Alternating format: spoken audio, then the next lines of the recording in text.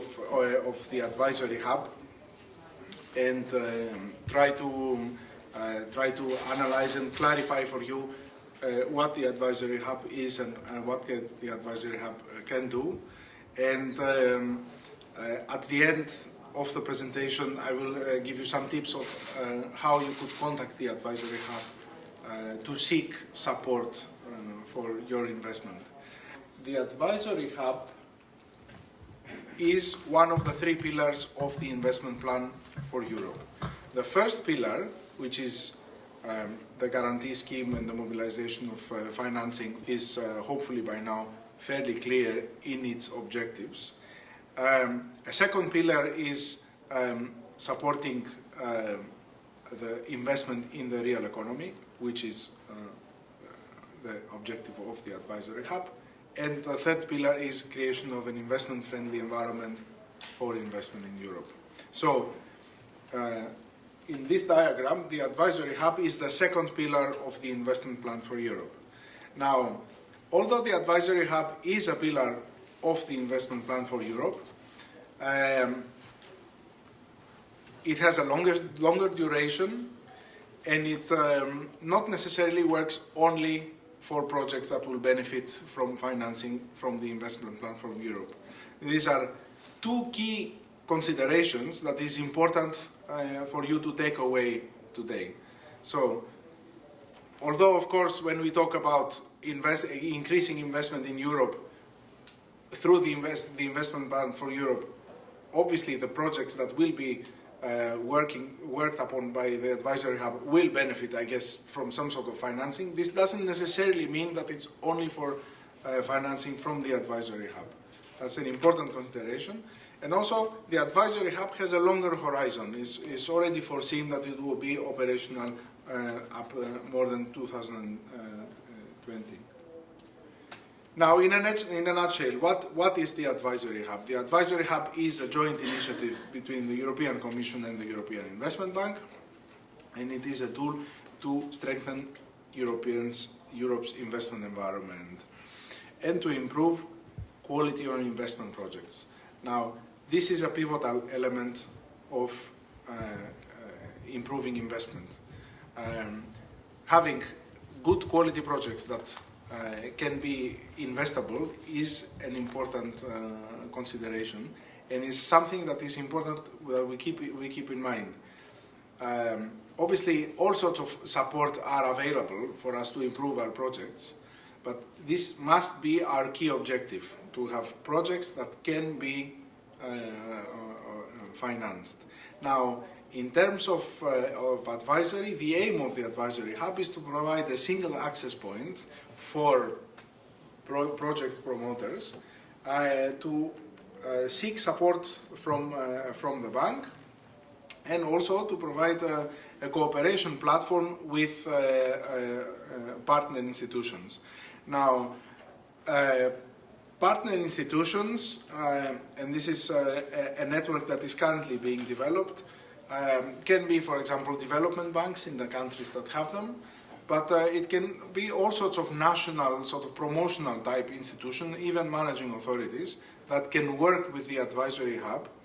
And here the advisory hub can play the role of disseminating information, disseminating best practices, sharing of know-how, in order to help address the weaknesses of projects. Now, another key objective of the advisory hub is also to meet unmet needs. Many of you are already familiar with several advisory instruments which are implemented by the European Investment Bank. For example, the Jaspers initiative that has been for more than 10 years now. Now, the objective of the advisory hub is to provide complementary assistance, meet unmet needs. So if there are needs of projects that are already being addressed by specific initiatives, then the mandate of these initiatives remains untouched, and the services being provided remain unchanged, and the advisory hub will play a role in the areas that are not currently covered. So this is also an opportunity to develop other types of initiative and other types of services that are currently not being provided. So, the structure of the advisory hub, three pillars. Existing advisory programs, which is the first pillar, additional advisory programs, which is just what I outlined a minute ago, and the role of partner institutions. In existing advisory programs, we have, as I said, the Jasper's initiative and projects that are for preparation, for helping projects throughout the project cycle. We have initiatives that work on financial instruments, and we have initiatives that work on what we call access to finance. Now, here this is a misleading terminology. It's not that these are projects and initiatives that will help us seek financing, but it's initiatives that help us structure our projects so that they are more easily financeable. In further detail, what sort of type of support is available? Again, support to projects and investments. I mentioned Jasper's already. There was an earlier discussion and also this morning about PPPs. Many of you will be aware of EPEC, the European PPP Expertise Center, which is administered by the European Investment Bank. Again, an instrument to disseminate best practices, share information, but also work on specific projects. Now, the pivotal information is that things are more sophisticated than can be included in a PowerPoint presentation. So what does support to PPPs mean? I mean, successful PPP projects are very complex projects. And the objective of advisory services, such as the Advisory Hub, is not to compete with the consultancy market. The consultancy market has technical consultants, has transactional advisors, has legal advisors. So in no way do we intend to substitute or compete with them, but rather act in a complementary way to share information and provide knowledge and best practice.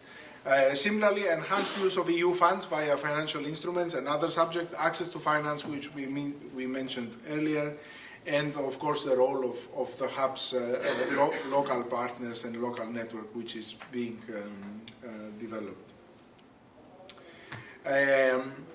Some bullet point frequently asked questions about the Advisory Hub. What is the geographic scope of the Advisory Hub? The scope is the European Union, obviously. Although, and of course, cross-border projects are particularly encouraged, but it could be cross-border between an EU member state and a non-EU member state, since we are seated on the edges of Europe. So that could also be acceptable. As we said at the beginning, is not only linked, the hub work is not only linked to EFSI projects.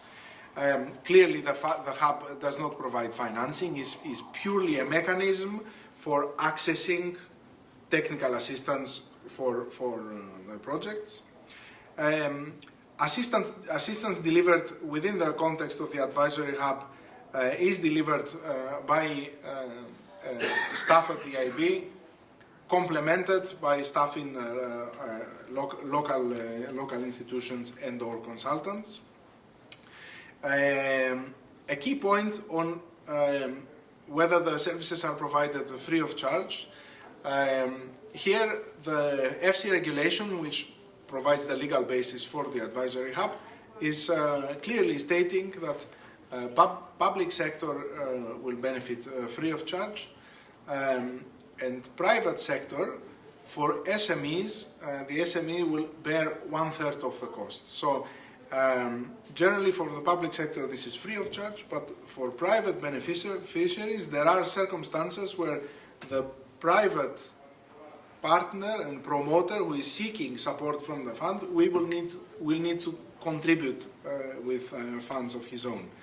And in relation to how the hub is working in relation to its offices, the hub is located in the headquarters of the IB in Luxembourg, but obviously via the EIB local offices in all the member states and partner institutions where relevant and where agreements are active.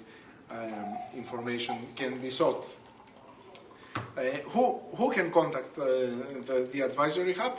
That's pretty much everyone, from private companies to managing authorities, financial intermediaries, public authorities, local promotional institutions. I mean, this is quite broad. Looking at some requests that have already been processed, and some sort of, I think the title says sharing of best practices.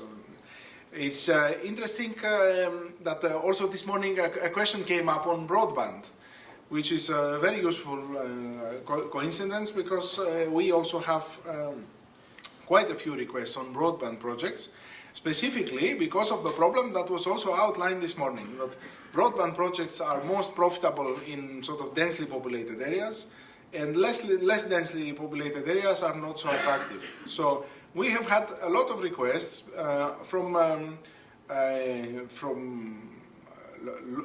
local authorities or even associations who are trying to deal with this problem. Now, this is interesting because this creates a series of requests, which then demonstrates a specific need for support.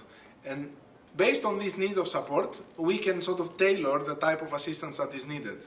Now, there are, and again this morning the example was given of citizen organizations who actually took it upon themselves to do the last mile of their projects to get their community connected. Now, there are good examples on this, and a good way to make use of the services of the hub is to seek information from other people that have managed similar projects. Other requests that are within the scope of the advisory hub are on transport PPPs. The fact that it's so complicated and the gestation period is so long opens up opportunities to engage with other promoters and with institutions such as the European Investment Bank to seek support for improving the readiness of a project. You can see the website of the contact form. So promoters can access this form and seek support from the advisory hub. Now, what is important here is to keep in mind that when we talk about investment support, things are more sophisticated than they appear. So just getting on a contact form and typing a few lines that, I want to do this and that project is rarely enough for the person on the other side to understand exactly what is needed. So the important thing is to try to be as specific as possible, to give details of the specific project that is being promoted. One of the weaknesses that we have observed is that requests tend to be rather general. There was a person who even submitted a request which was only two words. It said, "I need information." It's like in Romanian you say, "doresc informație." So obviously there isn't very much you can do with requests of this type. The requests that are most successful are the ones that have a clear project focus, have a clear outline, and they have buy-in from the promoter who is aware of his own responsibilities and is seeking support to enrich his own activities. For example, specific objectives of the project, financing that has already been secured, the maturity of the projects, studies that are already completed, permits that have already been obtained, the institutional capacity of the promoter. Again, a very good project that was submitted in the advisory hub and of significant size, more than 300 million, is actually being promoted by one physical person.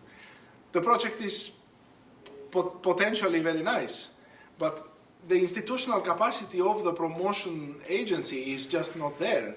And hub services have engaged with the person who now understands that he needs to organize himself in a way that he can credibly promote this project towards to seek further input. So The key message here is the advisory hub is here. It can mobilize expertise according to the needs of the request, but it is important to make clear outline of the project and to signal clearly what is the type of support that is being sought. Mulțumesc.